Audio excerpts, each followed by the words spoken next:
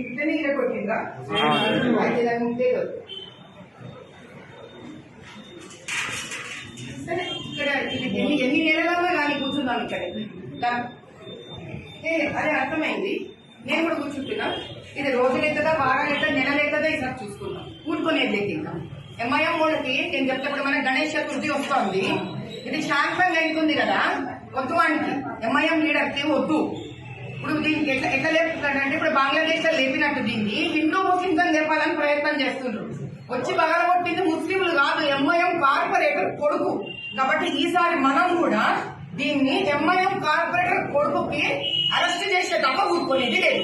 Endowment minister దిగుతాడా, ఎవరు దిగుతారో చూస్తాను. అవసరమైతే నిరాహార దీక్షగా కూర్చుంటా. కానీ నేను ఈ నిమిషంలో ఇక్కడి నుంచి కదులుతా లేను. Decision taken.